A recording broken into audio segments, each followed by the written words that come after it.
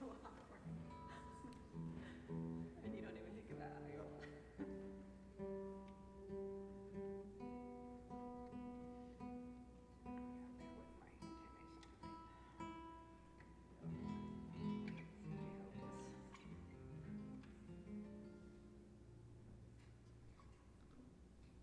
All right, can everybody hear me? Good evening, we are the SoSco duo, and it's been a while since we've been here, but I think, what was that, maybe well, who knows, last year doesn't count, right?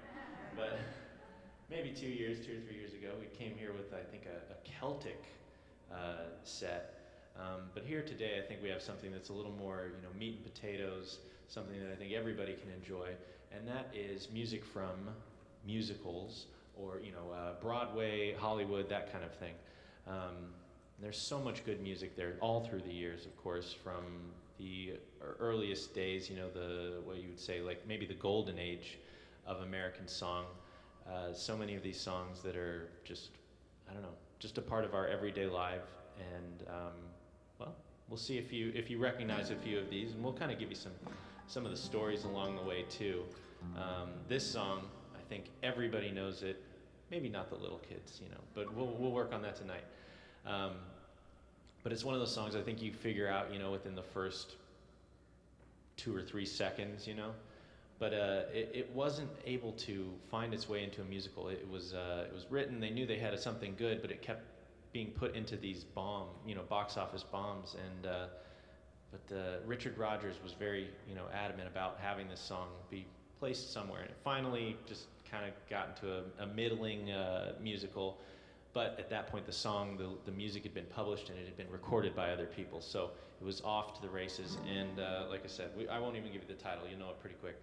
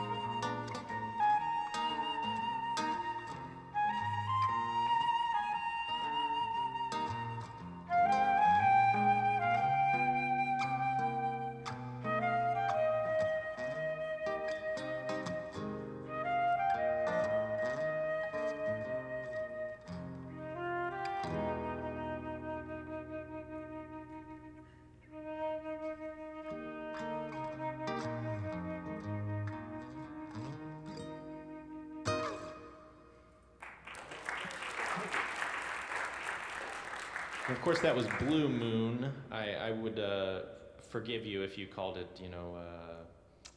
Heart and Soul or something like that too, because they're pretty close, I think. Now, this next song comes from The Music Man, and I think, it's a song that if you know The Music Man, you know it probably pretty well, and it's also been recorded a few times out there. But I was reading up on it, and the composer of this was Meredith Willson, and his estate said that the version of the song that actually made them the most money, not anything to do with the actual Music Man musical, it was the Beatles' version of this song, which was on their very first album. So we'll play a little Till There Was You.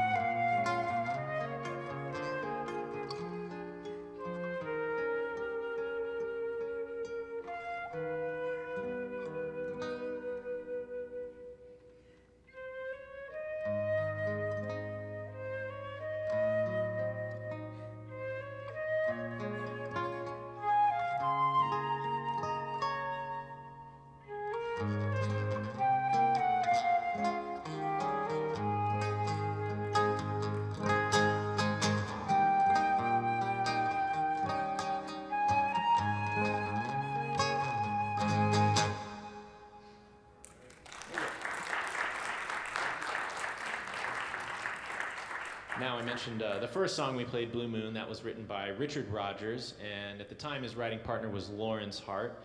And I think when it comes to American musicals, you know, Broadway and really I don't know, all the iconic musicals from that place and time, a lot of them had something to do with Richard Rodgers. And this particular musical might not really be making the rounds these days, you know, even pre-COVID, let's say, either.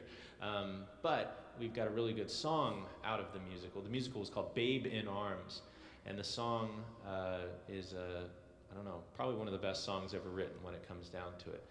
I'd like to play a little My Funny Valentine for you.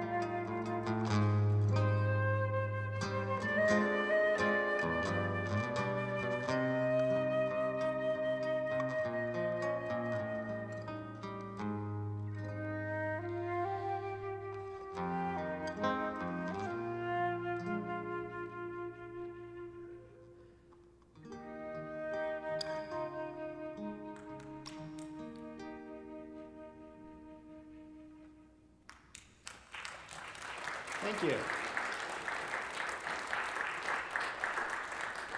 Now, I think you'd be lucky to have one good writing partner, you know, if you're writing anything, to have at least one good one in your life. But Richard Rodgers was very lucky. He had two. He had Lawrence Hart, as we mentioned before, but then, of course, later on, I think he had even more success with a guy by the name of Oscar Hammerstein II.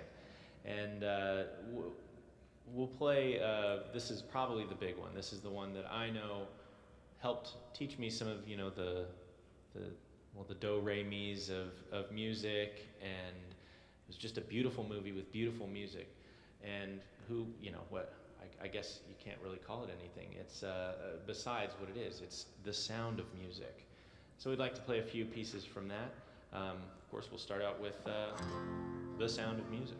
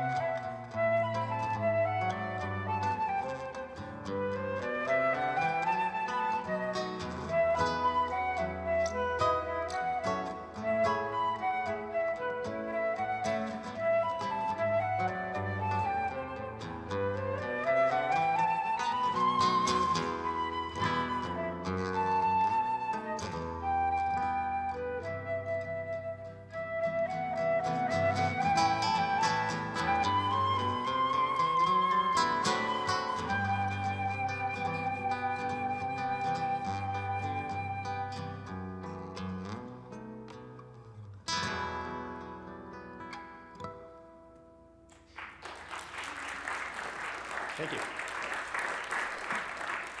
Now we have one last song from The Sound of Music. I think this one always confuses people because I think it just really sounds like an authentic Austrian folk song would, and I think that just goes to show that when these guys were writing this musical, they really knew what they were doing, because Edelweiss was written. It never existed until Richard Rodgers and Oscar Hammerstein put it out there on paper and gave it to Christopher Plummer. Actually, Christopher Plummer mimed it. There was some other guy that actually did the singing. He could sing it, but I don't know. Hollywood. They don't care sometimes. I have another good story of that later. But either way, it's a beautiful song. It's one of my favorite songs from that time period, and I think musicals, just in general. So we hope you enjoy our little version of Edelweiss.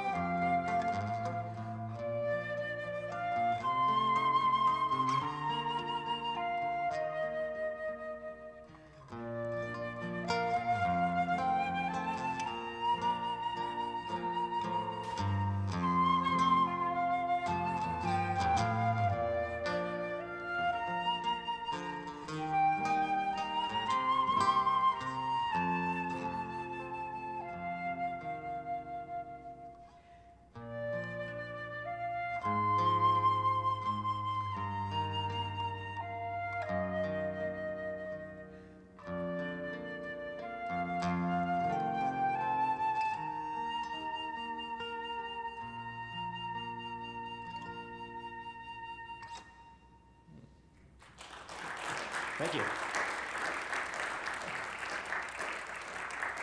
Now we'll move on to a different year. This was 1961, and there's another great composer that we can talk about, and that is Henry Mancini.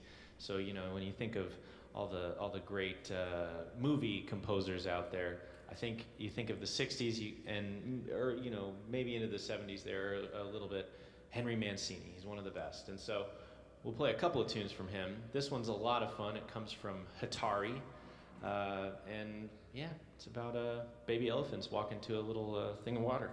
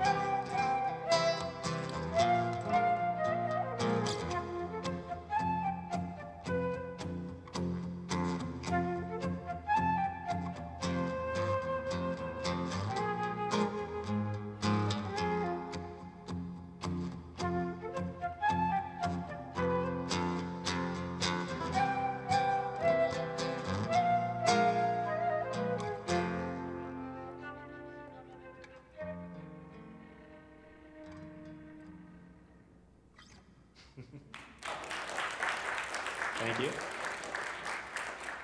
And now, from that same year, there was another movie called Breakfast at Tiffany's that had a particular song with it. It was originally going to be sung by Audrey Hepburn, and she kind of sings it a little bit in the movie.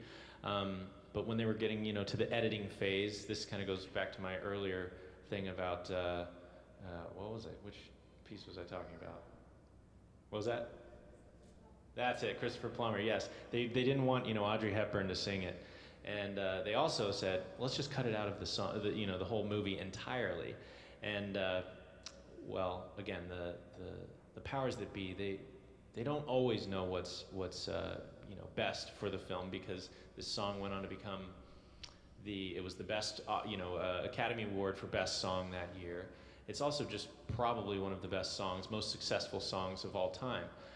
So we'd like to play our little version of, I won't even give you the title, I think you'll know it pretty quick.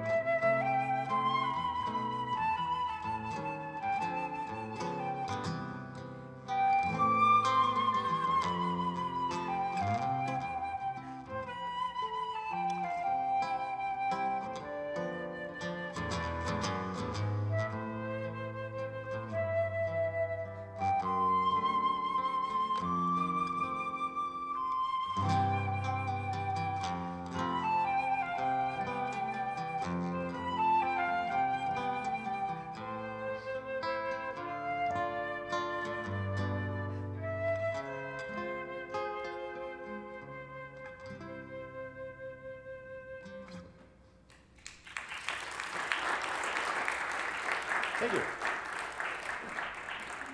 Now we kind of get to this point in our program where we're talking about the greatest movie songs of all times. If you ever see those lists like the AFI's, top movie quotes or the top film, and of course there's always top song, the thing that's associated with a movie.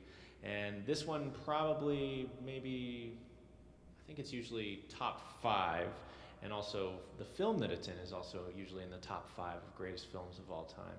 And the story behind the song was that it was not ever intended to actually be in the movie. It was just kind of a placeholder, and there was some kind of like a writer's strike or some kind of discord going on there. So when they were finally getting to the point of releasing the movie, they said, well, let's just use the old song that was in there anyway. And as they say, the rest is history. So I'd like to play a little something from Casablanca, As Time Goes By.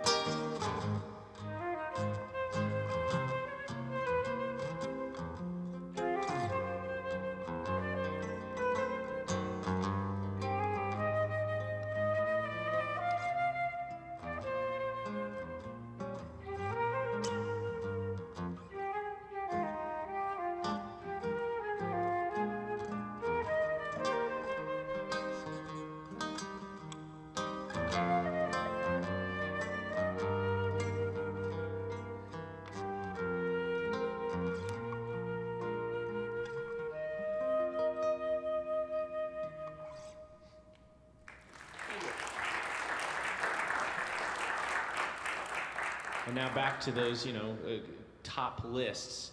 I think this movie might either be usually the first or second, I think, top two. And this song also very, very, very much connected with the film. And, I feel like even when you watch those other movies, like if it's a parody or something, the Italian guy walks into the Italian guy in a suit, the slick back hair, and, maybe, I don't know, might seem like he's into bad things, maybe the wrong, maybe he doesn't have a traditional job, let's just say. And a lot of them, they're all kind of sitting around the table. This is always the kind of song that's being played because, well, it's just so associated with, well, let's just say, Italian Americans in the 40s and I think the first movie, just trying to scrape by and make a living, let's say. So here's the tune. It's called Speak Softly, Love.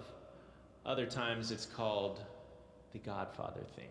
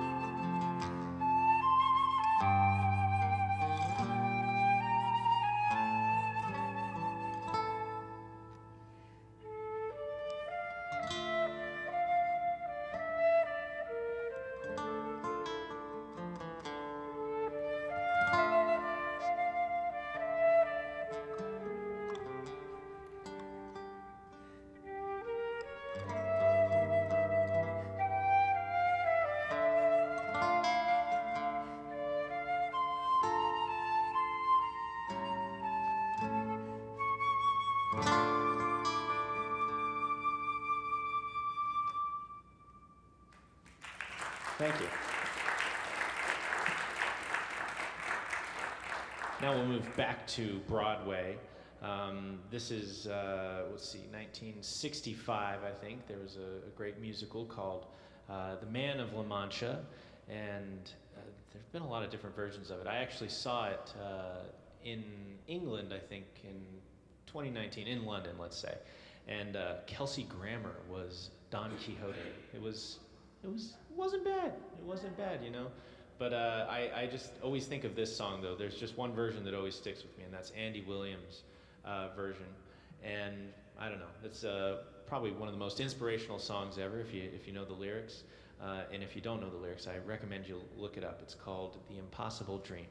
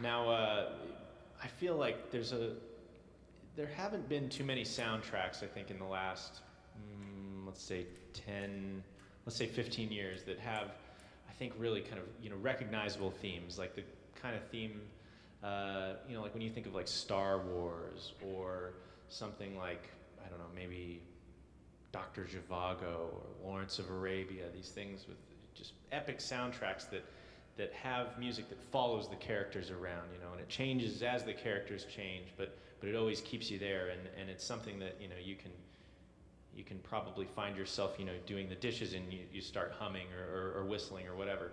I feel like that's kind of gone by the wayside, having these songs that really connect with the film instead of, maybe accenting, sort of emotions or something. If it's an ominous scene, you have your ominous music, but I mean something that really you could say that's so-and-so's theme. And I think there really isn't a better movie from my childhood, actually, that covers that, and it's also one of my favorite, our favorite styles of music. It's kind of along the lines of, the Celtic music that we've played. This film comes from a great book series that, I think it's kind of that one of those perfect series, in the teenage years or early teens, where you can read it and just immerse yourself in it. And they made some really great movies right around that time for me as well. I'm talking about The Lord of the Rings, where three movies that are, like 4 hours long. So there's a lot of opportunity for music to go in there, right? But no, I love, that there were so many different songs, and each new movie that came out, there were new things introduced with new characters and with new places. And so we'd like to play our little, like, selection of some of the fun and beautiful music from that series. So we'll start out with a song that this was like the title, or the credits at the end, and it was sung by Anya, however you say it. It's very Celtic, so hope you enjoy. It's called May It Be.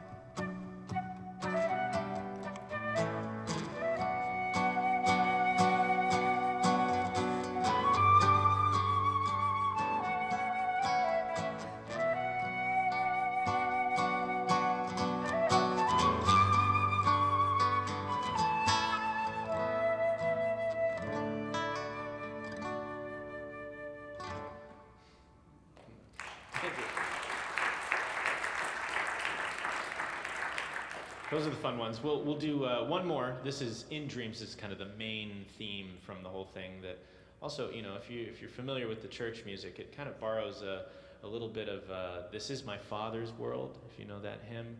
And so I think that was probably where I really liked both of those things, kind of at the same time. So see if you hear it.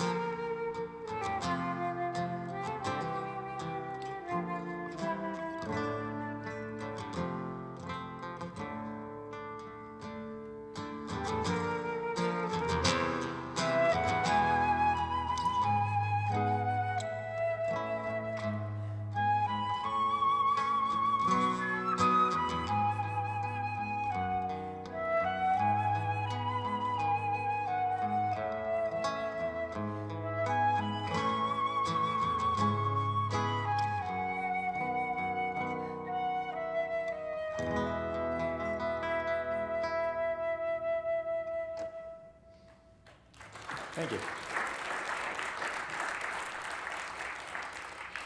Now, I mentioned this before, you know, in terms of themes, this is one of my favorites. It comes from one of the great composers who worked a lot with David Lean, who was one of the great directors. He did Lawrence of Arabia, among many others, and including this film. But the thing about those movies is, you know, you had 2-hour first act, you know, it had an intermission overture, 2-hour second act to, you know, finale and all that.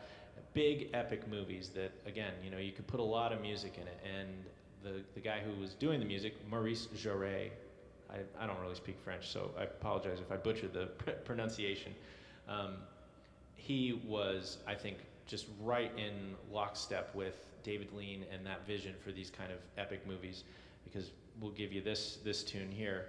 Comes from Dr. Zhivago. You hear it about 1 million times in that movie, but always just a little different. So we'd like to play, depending on, you know, if you have lyrics that you're fond of, it's Somewhere My Love, or in this case, we'll just call it Laura's Theme.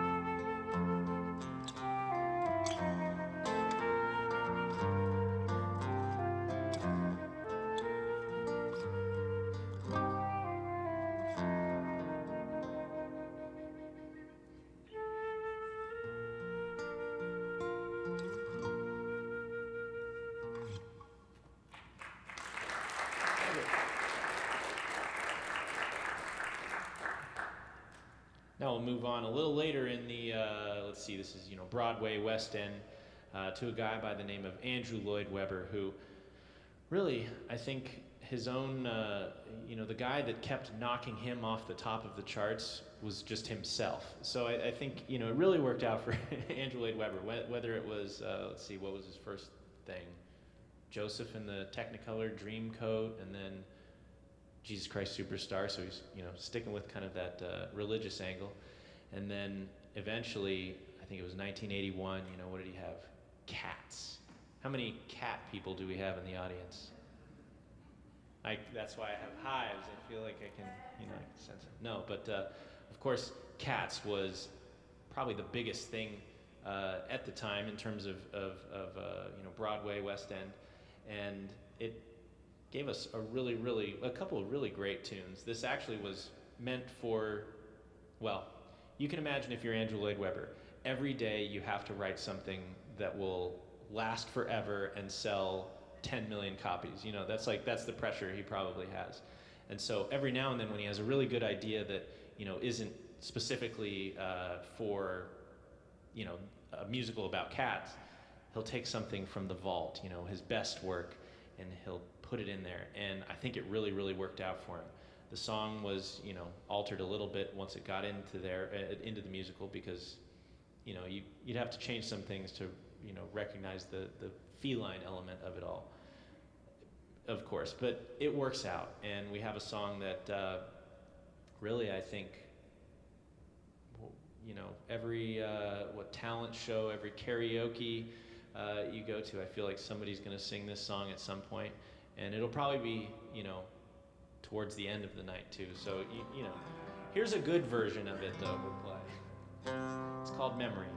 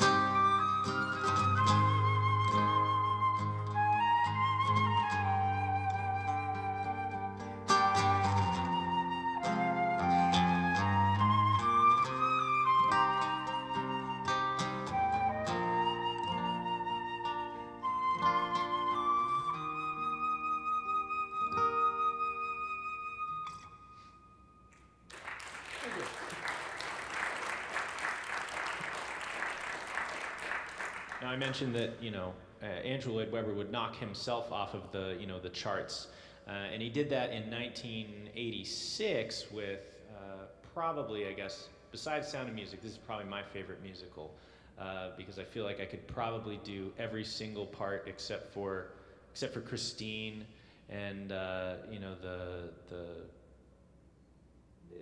opera lady, if you know what I'm talking about, because I do all the parts in the shower myself. It sounds great.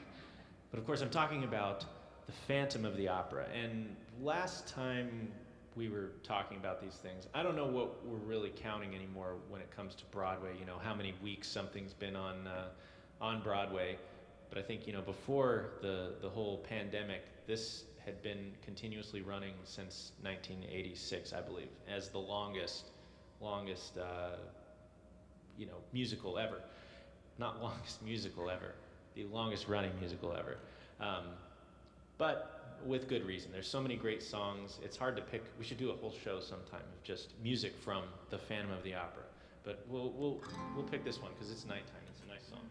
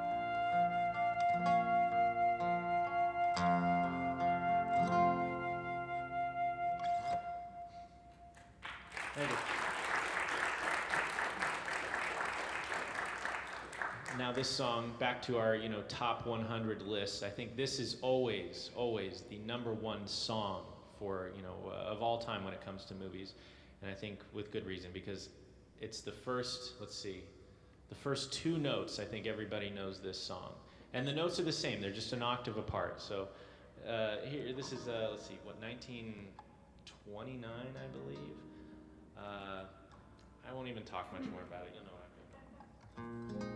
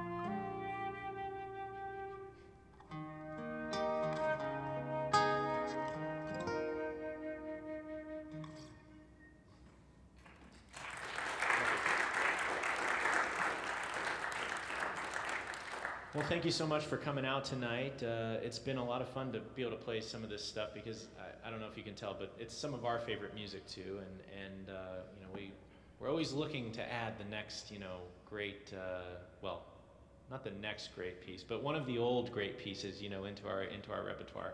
So we hope you enjoyed our selection. And again, I'm Alex. This is Laura. I don't remember if I introduced us, but together we are the SoSco duo. We've got some things out there, a little, you know, literature, and we also have some DVDs for sale out there. I don't know. Thanks to Charles for having us out, and you know, helping live musicians have everything. But we'll go out with a bang here. This is one of the biggest selling movie songs of all time, and it comes from, at the time, it was the highest grossing film, the most expensive film, and probably one of the longest too, you know, but hey, I'll give it to him. It was an epic, and it had music to kind of go along with it. It's not, this came out probably when I was, what, like 7 or 8 years old, so it was not my cup of tea. I don't know why you would make a movie about a boat that sinks, you know, make one, you know, change the ending, right? I think they all arrive in New York safely. That would be the nice ending.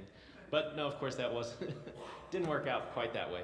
But we got a little selection from Titanic here. This is kind of Celine Dion's signature song. And one of our, you know, you can imagine, one of our most requested, because it has that flute intro. So here's a little My Heart Will Go On to take us out.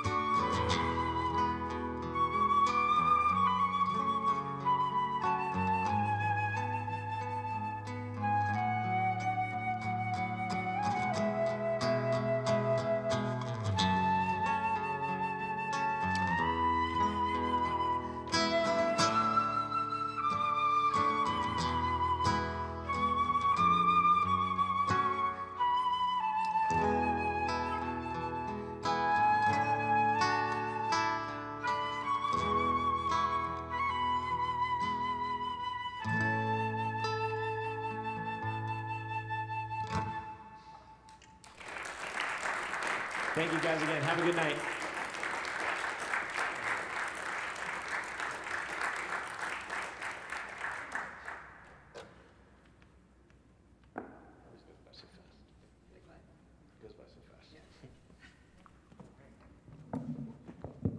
guys so much for being here. Another round of applause for the SoSco duo.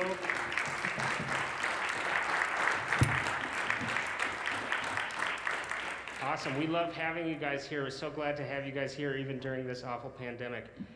So we have a little reception outside across our patio where you can maybe chit-chat with Alex and Laura, and you could pick up a DVD of theirs on your way out. And also, if you would care to donate, we would appreciate it. Half of the money will go to them, and then half will go to a ministry here at Holy Trinity.